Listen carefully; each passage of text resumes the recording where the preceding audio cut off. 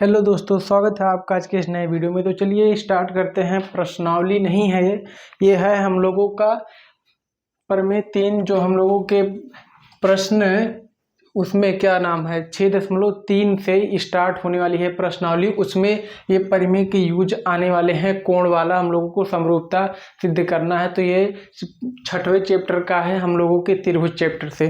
तो कुछ प्रमेय हैं, 3-4 प्रमेय हैं। इसके बाद ये प्रश्नावली 6.3 इसी के आधार पर लगेगी। तो चलिए स्टार्ट करते हैं हम लोग बिना देरी किए। तो हम लोगों का ये जो प्रमेय है क्या दिया है बुक में, आप लोगों के पता नहीं होगा, मैं तो दूसरी बुक से बता रहा हूँ। तो दिया है यदि दो त्रिभुज के संगत कोण बराबर हैं, मतलब यदि कोई दो त्रिभुज है जिनके संगत कोण, तीनों कोण क्या दिया है, कोण कोण कोण समरूपता। ये जो है कोण कोण कोण समरूपता प्रमेय। यदि दो त्रिभुज हैं उसके तीनों कोण दो कोण बराबर हैं, अर्थात दोनों त्रिभुज समकोणिक है, मतलब तीनों कोण बराबर हैं तो त्रिभुज समरूप होते हैं। तो कैसे समरूप होते हैं वही हम लोगों को सिद्ध करना है। मतलब कि अब आप लोग देख सकते हैं कि यहाँ पे ये कोण बराबर ये कोण है और बी वाले का कोण जो है बराबर ई के, और ये कोण बराबर ये कोण है। तीनों हम लोगों को तीनों स्थिति में सिद्ध करना है।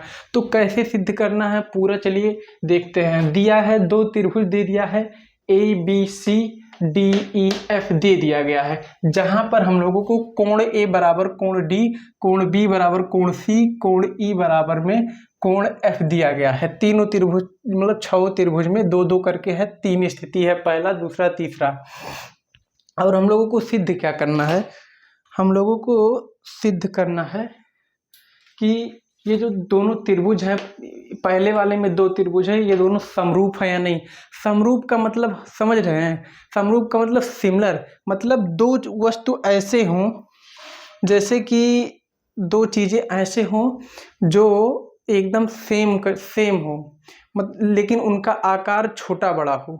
जैसे कि 1 मिनट के लिए हम आपको बता दें, क्योंकि वीडियो पॉज करते हैं। तो हम लोगों ने ले लिया है 2 स्केल। अब यहाँ पे दोनों पटरी को आप लोग देख सकते हैं, ये बड़ी वाली पटरी, ये छोटी वाली पटरी है। तो अब इसको हम लोग कह सकते हैं कि ये समरूप है। बस फर्क इतना है, त्रिभुज में 3 कोण होते हैं और ये चतुर्भुज के आकार का है, इसमें 4 कोण है। अब आप लोग देख सकते हैं कि ये कैसे समरूप है। तो ये जो दोनों आप लोग देख सकते हैं, साइज तो दोनों का छोटा बड़ा है, लेकिन यहाँ ये वाला कोण देख रहे हैं 90 डिग्री का है, इसका भी ये वाला कोण 90 डिग्री का है, और इसका भी ये वाला कोण 90 डिग्री का है, ये भी 90 डिग्री का है, ये 90 डिग्री का है, ये 90 डिग्री का है, ये 90 डिग्री का है, ये 90 डिग्री का है। मतलब कुल मिला के जो है इसके भी चारों कोण और इसके भी चारों कोण बराबर हैं। तो इसे हम कह सकते हैं कि समरूप है। पिछली कक्षा में हम लोगों ने 9 में पढ़ा था कि सर्वांगसम का मतलब होता है कि सर्वांगसम अगर जो कहता, तो जैसे ये दोनों स्केल देख रहे हैं, ये दोनों सेम साइज के हैं, सेम कोण भी इसके बराबर हैं, तो एक दूसरे को एकदम सर्व अंग, मतलब सर्वांगसम मतलब सर्व अंग बराबर हो। तो देख सकते हैं दोनों स्केल का जो है अंग पूरा सब अंग बराबर है, तो इसे हम कहेंगे सर्वांगसम, सर्व अंग बराबर हैं। और ये जो एक बड़ा एक छोटा है, तो इसको हम लोग कहेंगे कि ये समरूप है, उसी की तरह दिख रहा है लेकिन आकार में छोटा और बड़ा है। तो समरूप का मतलब यही होता है।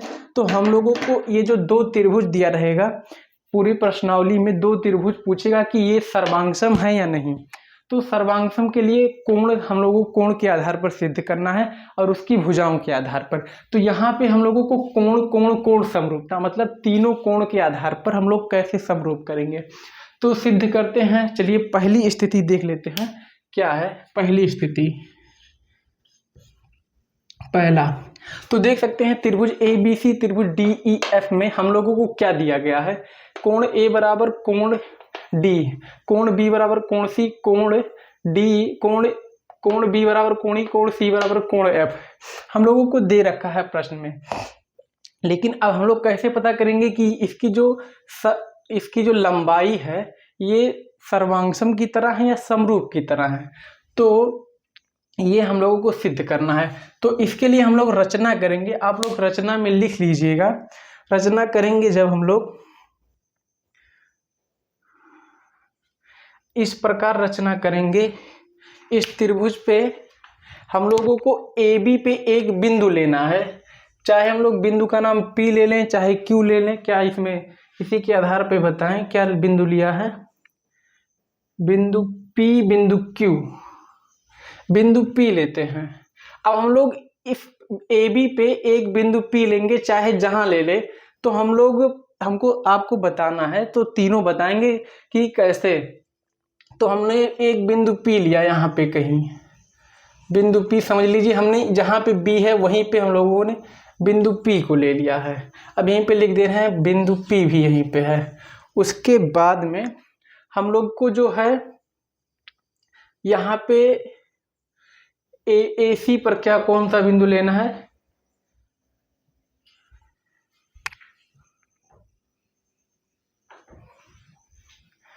AC पर हम लोगों को सिद्ध करना है एक ही त्रिभुज से।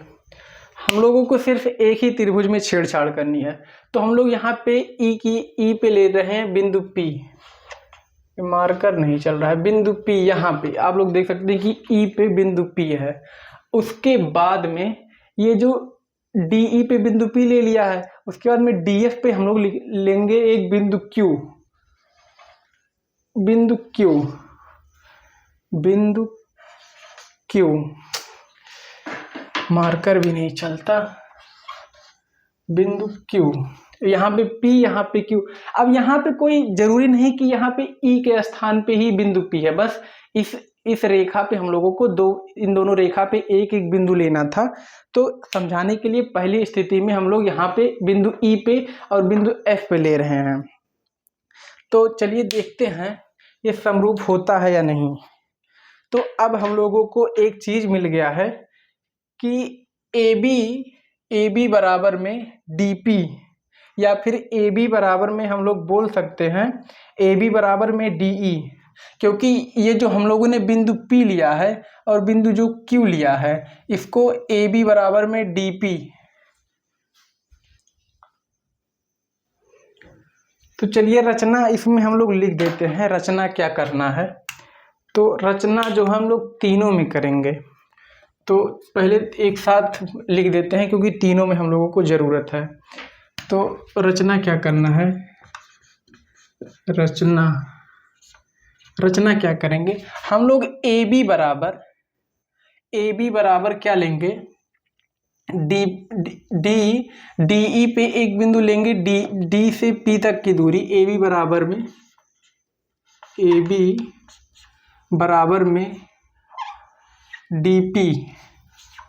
DP तथा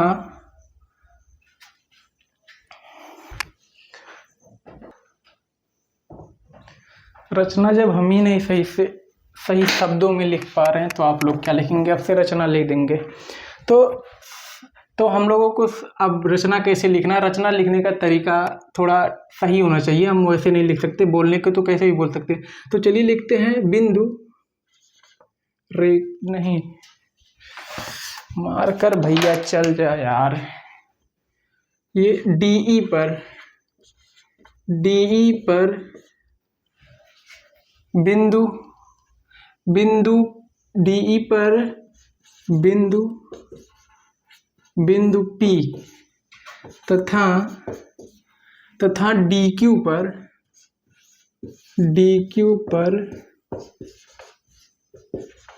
बिंदु Q इस प्रकार लेते हैं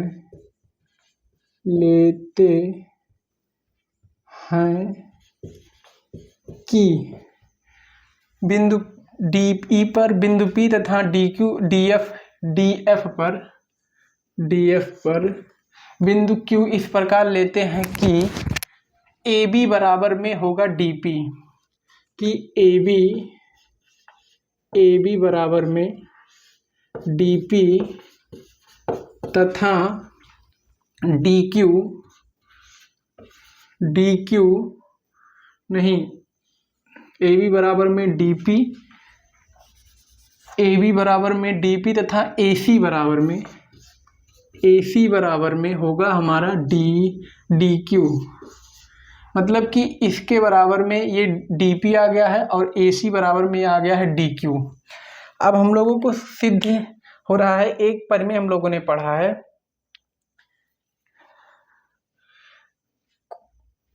भुजा कोण भुजा, भुजा कोण भुजा समरूपता परिमेय हम लोगों ने 9 में पढ़ रखा है, या फिर कह सकते हैं कोण भुजा कोण समरूपता परिमेय 2 परिमेय है। इसी के आधार पर इसको हम लोगों को सर्वांगसम दर्शाना है। अब चलिए दर्शाते हैं इसको।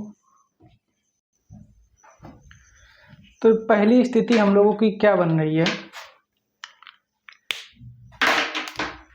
स्थिति पहली हम लोगों की बन रही है, जब देख सकते हैं कि ए बी बराबर में हम लोगों का डी ई हो गया, जब ए बी बराबर में डी ई, हम लोगों ने जब बिंदु पी लिया, ए बी बराबर में डी ई हो गया, क्योंकि ये पी बिंदु ई पे संपाती हो गया। उसके बाद में हम लोगों ने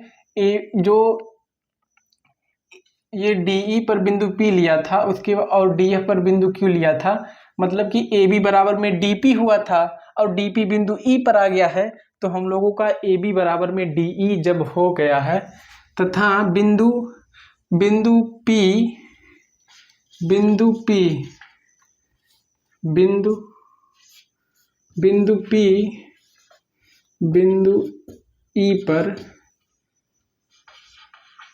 बिंदु ई पर संपाती है, संपाती का मतलब कि बिंदु ई जो है, बिंदु पी जो है बिंदु ई पर एग्जैक्ट है, मतलब उसी पर बिंदु ई और बिंदु पी एक ही जगह पे है। तो अब हम लोग कह सकते हैं, हम लोगों ने एक परिमेय पढ़ा है कक्षा 9 में, भुजा कोण भुजा सर्वांग समता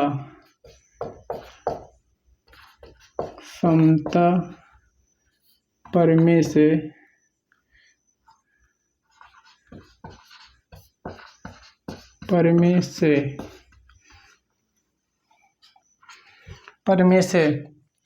अब देख सकते हैं कि ए बी बराबर में हम लोगों का डी पी बराबर में आ गया है डी ई, जो है तीनों बराबर हो चुका है। अब हम लोग कह सकते हैं कि भुजा कोण भुजा सर्वांगता परिमेय से ये जो त्रिभुज दोनों हैं ये हो गए हैं सर्वांगसम।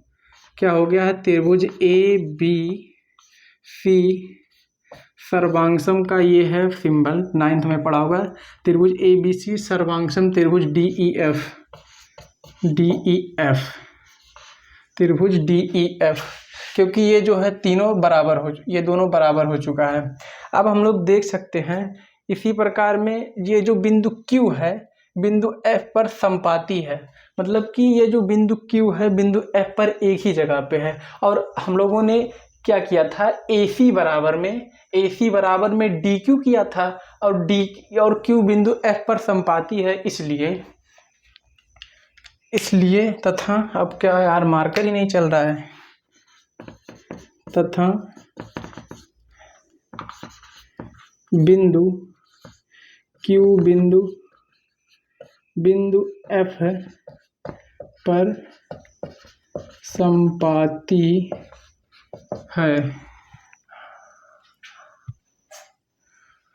बिंदु Q पर संपाती है। अब हम लोग यहाँ कह सकते हैं कि जब ये संपाती है यहाँ वाला भी, तो अब ए बी बराबर में हो गया डी ई, उसके बाद में बी सी, ए बी बटे में डी ई बराबर में बी सी बटे ई एफ बराबर में ई सी बटे में डी एफ, ई सी बटे में डी एफ।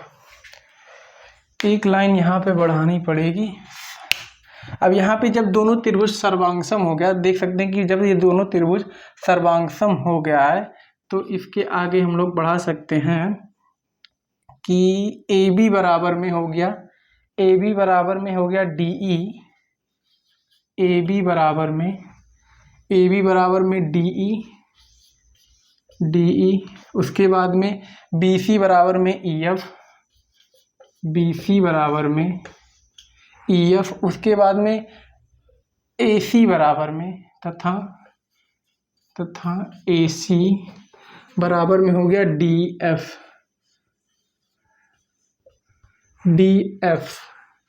AC बराबर में हो गया हम लोगों का DF, क्योंकि ये जो त्रिभुज हैं सर्वांगसम हो गए, इसके सर्व अंग बराबर हो गए हैं, तब ये पूर्णतः ढक लेगा। और बिंदु Q बिंदु F पर संपाती है। इस प्रकार हम लिख सकते हैं कि AB बटे में DE, AB बटे में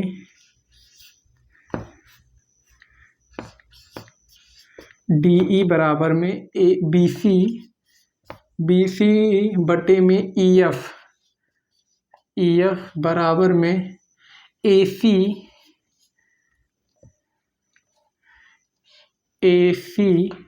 बटे में DF।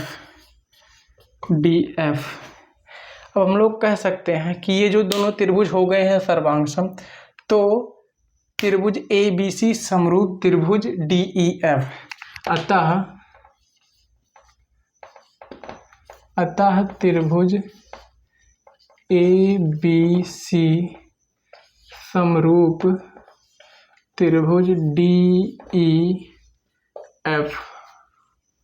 आप लोग नोट कर सकते हैं। अब इसकी स्थिति दूसरी जानने के लिए थोड़ी देर हम वेट करते हैं।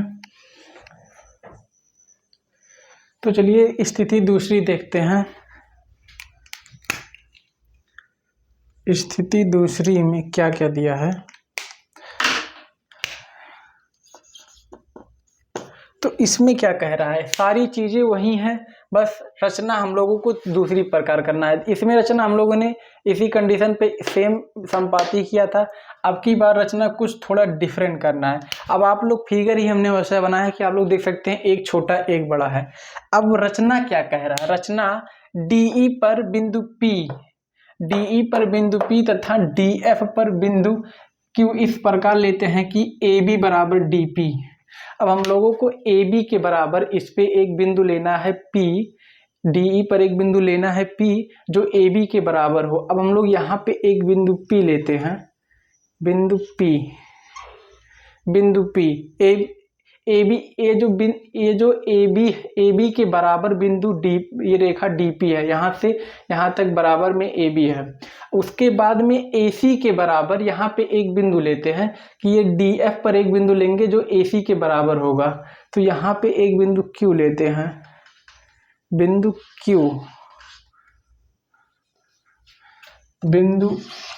Q। अब देख सकते हैं कि ये थोड़ा हम लोगों को बराबर लग रहा है, लेकिन रचना के आधार पर हम लोगों को इसको सिद्ध करना है।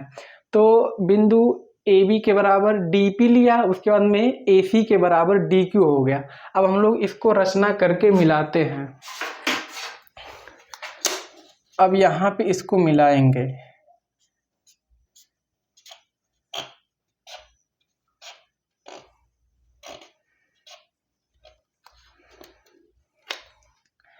अब देख सकते हैं कि हम लोगों को दो त्रिभुज मिल गया है, त्रिभुज ABC, त्रिभुज DPQ। अब इन दोनों त्रिभुज को हम लोगों को सर्वांगसम सिद्ध करना है, मतलब कि इस तरह सिद्ध करना है, दोनों इसके जैसे सेम है, सर्वांगसम है। तो चलिए इसको सिद्ध करने के लिए सबसे पहले हम लोगों को क्या करना पड़ेगा, ये तो वो वाला मार्कर है।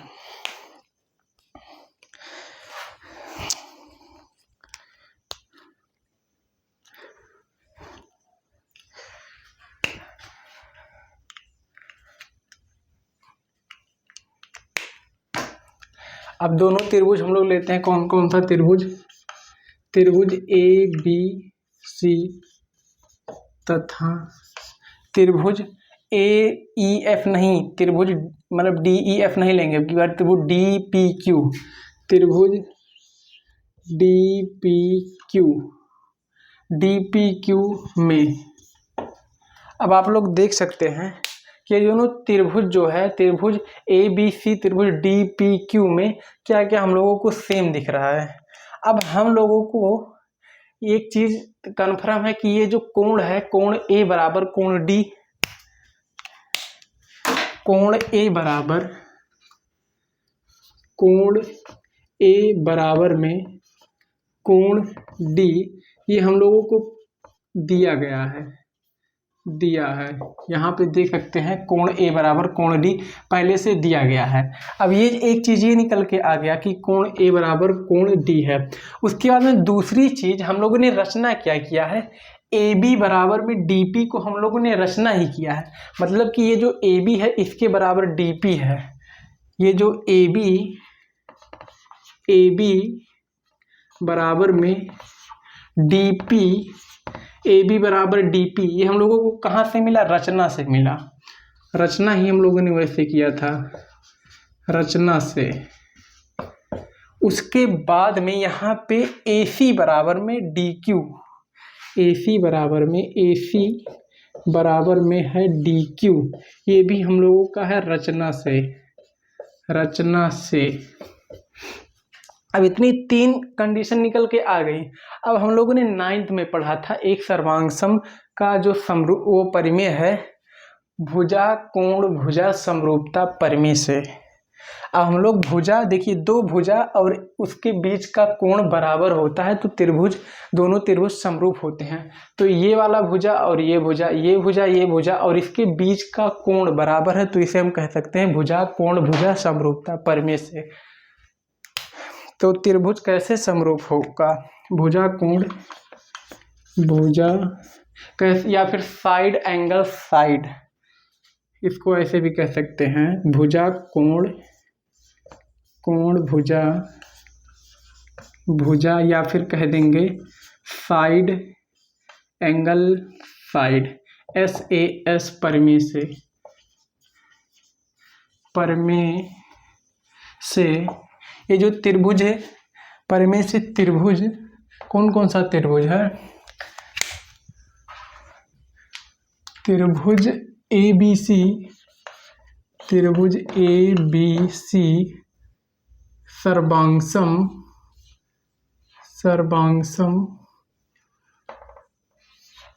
सर्वांगसम त्रिभुज DPQ, ये जो है त्रिभुज ABC सर्वांगसम त्रिभुज DPQ सिद्ध हो गया।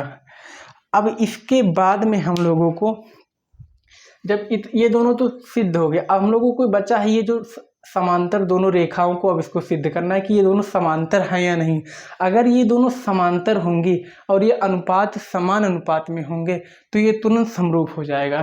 तो चलिए उसके लिए हम लोगों को थोड़ा और मेहनत करनी पड़ेगी। तो थोड़ा मेहनत और करने के बाद हम लोगों को ये मिल जाएगा। आप देख सकते हैं कि त्रिभुज कोण P बराबर में कोण DPQ है। कैसे है ये हम लोगों को दिया नहीं गया है। DPQ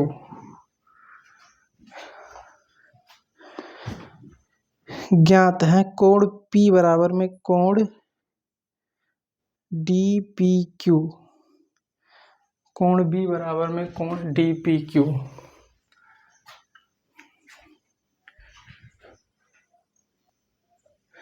तो हम लोगों को एक चीज दिख रहा होगा कि जब ये दोनों, ये त्रिभुज और ये ऊपर वाला त्रिभुज सर्वांगसम हो गए, तो इनके जो सर्वांगसम का मतलब ही होता है ये जो कोण है इसके सारे कोण बराबर हैं।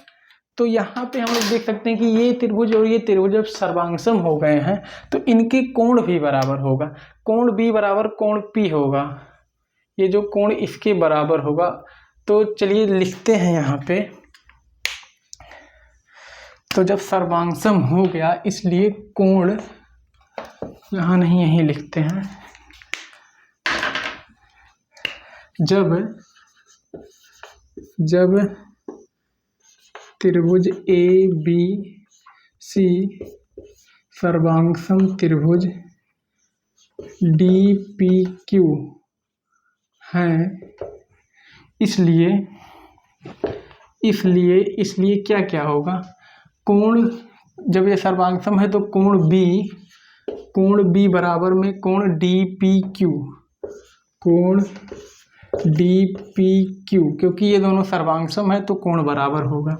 अब देख सकते हैं कोण DPQ जो बराबर है ये सर्वांगसम की वजह से। अब कोण B बराबर एक चीज और है, कोण B बराबर हम लोगों को दिया क्या है, कोण B बराबर में कोण E। अब यहाँ पे हम लोग लिख सकते हैं कोण B बराबर में कोण E। अब यहाँ पे दिया है, अब देखिए ये स्थिति पहली आ गई कि मतलब कोण B बराबर में कोण P भी है, कोण B बराबर कोण P है और कोण B बराबर कोण E भी है। मतलब दोनों ये कोण और ये कोण तीनों एक बराबर हैं। तो जब तीनों एक बराबर हैं तो हम लोग लिख सकते हैं कोण B बराबर में कोण E दिया मतलब है और कोण B बराबर में कोण P, तो हम लोग लिख सकते हैं कि कोण E बराबर में कोण P। इसलिए अतः हम लोग क्या लिख सकते हैं, अतः लिख सकते हैं कोण E बराबर में कोण P। अब हम लोग लिख सकते हैं कोण E बराबर में कोण P, या फिर लिख सकते हैं DQP, क्योंकि वो रचना करने वाला है, DPQ, क्योंकि ये दोनों बराबर हैं कोण DPQ। अब इसके बाद में अब खेल शुरू होता है कि अगर जो ये त्रिभुज सर्वांगसम है और ये भी त्रिभुज सर्वांगसम है तो हम लोगों को ये समरूप देखना है कि ये समरूप है या नहीं। तो अगर जो ये तीनों स्थिति हम लोग देख रहे हैं कि ये त्रिभुज जो है दोनों सर्वांगसम है और ये कोण बराबर हैं, तो ये दोनों जो कोण रेखा PQ समांतर होगा EF के। अब इन तीनों के आधार पे हम कह सकते हैं कि ये जो PQ है समांतर किसके है, PQ समांतर है EF के। अब हम कह सकते हैं इसलिए ये जो PQ है, PQ समांतर है EF के, PQ समांतर EF, ये हम लोग कह सकते हैं क्योंकि ये तीनों स्थिति के बाद। अब जब देख सकते हैं कि अब देखिए ये दोनों समांतर हो गए ना। अब हम लोगों ने थेल्स परिमेय में क्या पढ़ रखा है कि यदि किसी त्रिभुज के एक भुजा के समांतर कोई रेखा उसके दोनों भुजाओं को, उसके मतलब दूसरे दो भुजाओं को काटती है तो अनुपात बराबर होता है। तो ये दोनों किस अनुपात में होंगे, ये भी चलिए जानते हैं किस अनुपात में होंगे, DP बटे में DE, DP बटे में DE। अब हम लोग कह सकते हैं DP बटे में PE, या DP बटे में PE या DE बोल सकते हैं, DP बटे में DE, ये उपपरिमेय है, ये आधारभूत समानुपातिकता परिमेय के उपपरिमेय के आधार पर। DP बटे में DE बराबर क्या होगा, DQ बटे में DF बराबर में DQ बटे में DF। ये किसके आधार पर होगा, आधारभूत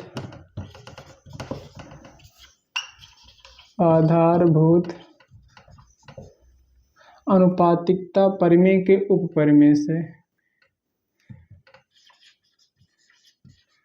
अनुपातिकता परिमेय के उपपरिमेय से, क्योंकि ये दोनों देखिए समांतर हैं तो ये अनुपात जो है हम लोगों का बराबर है। अब इसके बाद में हम लोग एक चीज़ और कह सकते हैं रचना से, AB बटे में DE, AB बटे में DE बराबर किसके होगा, AC बटे में DF। ये जो अनुपात बराबर होगा क्योंकि यहाँ पे ये अनुपात और ये अनुपात और ये अनुपात और ये अनुपात जो है बराबर हैं। इतनी गर्मी हो रही है, बिना पंखा के वीडियो बनाना पड़ रहा है। जून चल रहा है। आज कितना जून है, आज है 20 जून या 21 जून है आज। अर्थात हम कह सकते हैं, अर्थात क्या कह सकते हैं कि AB बटे में DE, AB बटे में DE बराबर में AD, AB बटे में DE बराबर में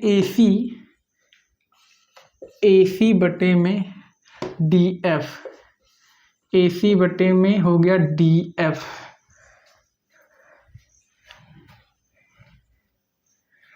AC बटे में DF।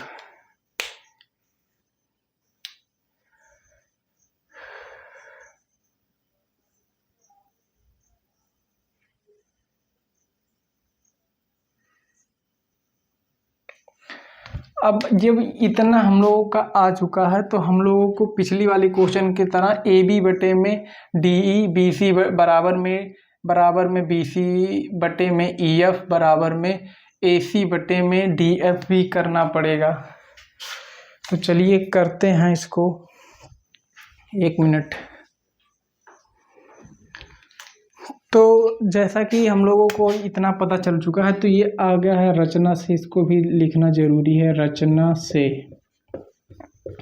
अब जब हम लोगों ने AB बटे में DE करके AC बटे में DF कर दिया है तो हम लोगों को अब एक चीज़ और लिख सकते हैं इसी प्रकार, AB बटे में BC, AB बटे में DE, फिर से लिखेंगे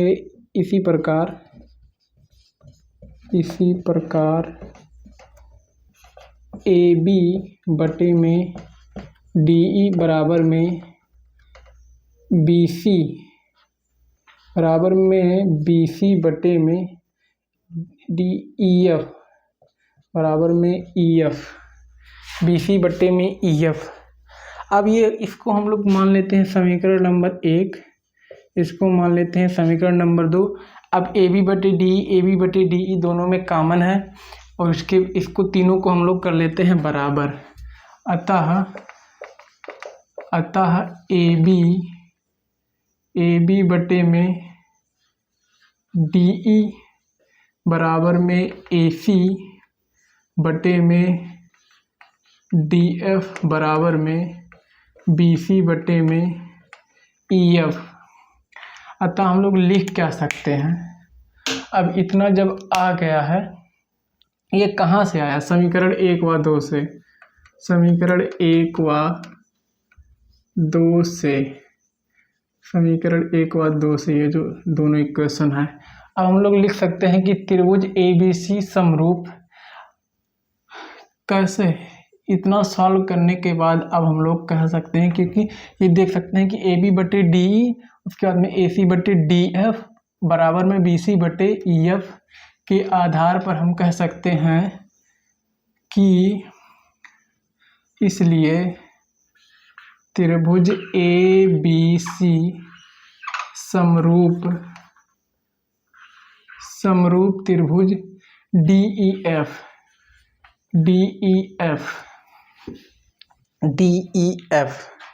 अब यहाँ तक तो हम लोगों का हो गया। वीडियो बहुत लंबा हो जा रहा है। उसके बाद में ये जो तीसरी स्थिति है इसी की तरह है। रुकते हैं 1 मिनट, तब तक के लिए वीडियो पॉज करते हैं। तो इसको हम लोग थोड़ा साफ कर देते हैं। इसके बाद में इसी वीडियो में तीसरी स्थिति भी देख लेते हैं कि उसमें क्या करना है। उसमें भी हम लोगों को यही रचना के आधार पर ही करना है। अगर जो आप लोग समझ पाएंगे तो कोई ज़रूरत ही नहीं है ज़्यादा लंबा जाने की, क्योंकि आप लोगों ने सारी चीज़ें समझ ली हैं। अब इससे आगे का ज़रूरत तो हर चीज़ों का होता है, लेकिन तो इसमें प्रश्नावली में ज़्यादा ज़रूरत नहीं है। अब इसमें हम लोगों को रचना क्या करना था, हम लोगों ने अब तक का जो रचना इसमें किया था ये अंदर किया था, एक बार इसके संपाती किया था। अब इसमें हम लोगों को इसको बढ़ा चढ़ा के रचना करना है। DF पर ही रचना करना है, लेकिन थोड़ा बढ़ा के, ये कुछ इस तरह से। उसके बाद में इसको आगे वाले को थोड़ा यहाँ बढ़ा के,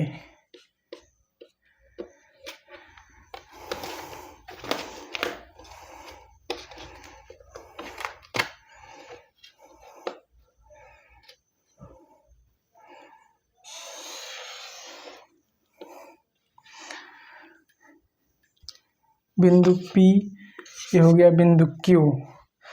अब देख सकते हैं हम लोग कि सेम है, ये बड़ा वाला पिछली बार मतलब रचना अंदर हुआ था, ये की बार बाहर हुआ है बस।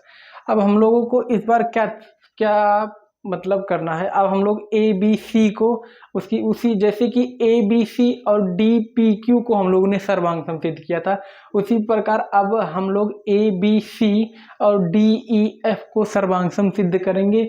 उसके बाद में ये इन दोनों रेखाओं को जो रचना किया है हम लोगों ने रचना किया है, इसको थोड़ा ऐसे ऐसे ऐसे ऐसे थोड़ा हम लोग इसको रचना की तरह कर दें। किसी का नाम रचना हो तो भड़केंगी मत, क्योंकि रचना यहाँ पे करना है। तो इसको जैसे हम लोगों ने समांतर दिखाया था उसी प्रकार इसको भी हम लोगों को समांतर ही दिखाना है, बाकी कुछ करना नहीं है। इन दोनों को सर्वांग सिद्ध कर देना है, इसको समांतर करके उसके बाद में थेल्स प्रमेय जो अनुपात वाला है उसी प्रकार कर देना है। बाकी आप लोग समझ ही रहे हैं कि ज़्यादा कुछ है नहीं इसमें, इतना तो आप लोग दो को सिद्ध किया है, तीसरे को आप लोग सिद्ध कर दीजिए। अगर जो नहीं समझ में आएगा तो जस्ट कमेंट करिएगा, हम आपके लिए स्पेशली इस थर्ड स्थिति के लिए वीडियो बना देंगे। तब तक के लिए आप लोग थोड़ा हमारा अगर जो मेहनत पर कुछ रिस्पॉन्स देना चाहते हैं तो दे सकते हैं। मिलते हैं नेक्स्ट वीडियो में। गर्मी बहुत ज़्यादा हो रही है, अब हमारी हिम्मत नहीं बढ़ रही कि हम इसको बिना फैन चालू किए बता पाएँ। अगर जो जिसको पढ़ना होगा कमेंट में बताएगा इसकी इस वीडियो के, मैं बना के स्पेशली थर्ड स्थिति डाल दूँगा या फिर ऐड करके फिर नई वीडियो बना दूँगा। मिलते हैं नेक्स्ट वीडियो में, तब तक के लिए जय श्री राम।